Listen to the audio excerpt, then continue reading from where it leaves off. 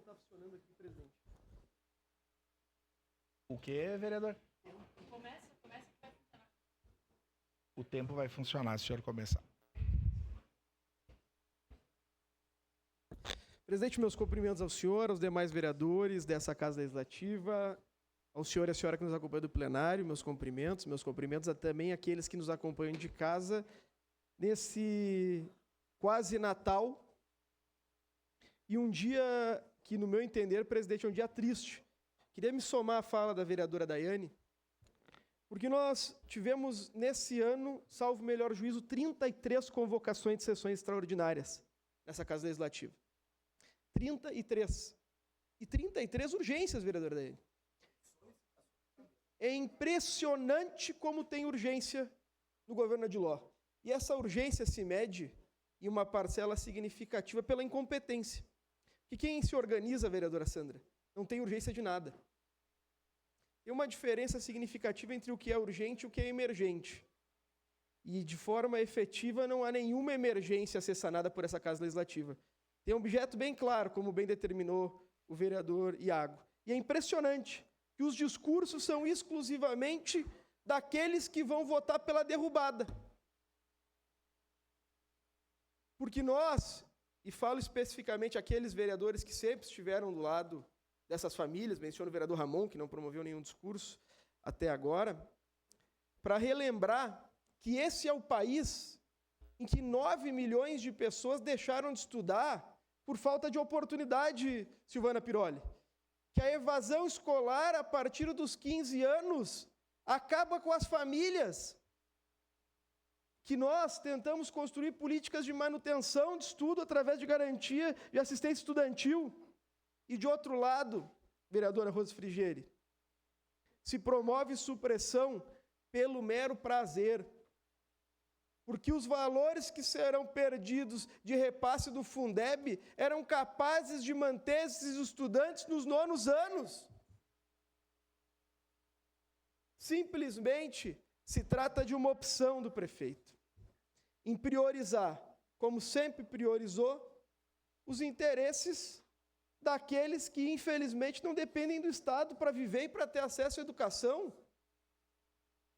Se fosse tão rápido para resolver o problema dos 9º anos como é para repassar dinheiro para a Visate, essa cidade andava que andava. Se fosse tão rápido para prestar conta das festas das colheitas, que foi realizada em fevereiro até agora não prestou, essa cidade andava mais rápido. Se fosse tão rápido para cumprir o que prometeu no plano de governo, quando falou que a educação era uma prioridade, era outra cidade. A grande questão é que parece haver uma relação muito íntima entre o governo Adiló e a mentira. Uma coisa se apresenta à população, mas como eu já falei dessa tribuna diversas vezes, algumas coisas são e não parecem, outras parecem, mas não são.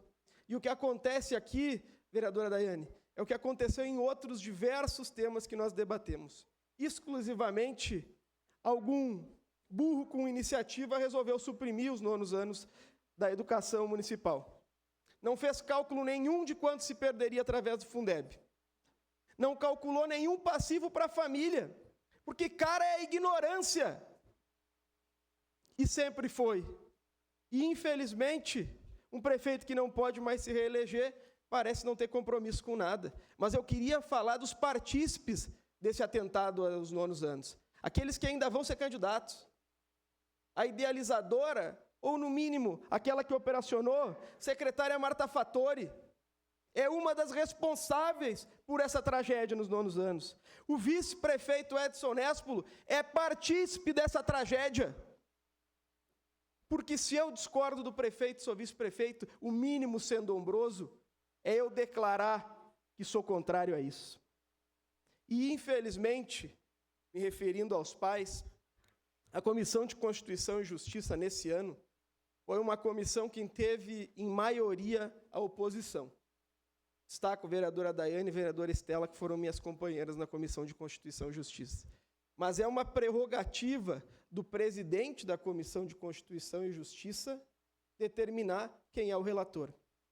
Nesse momento, presidente, não se abre nenhum precedente.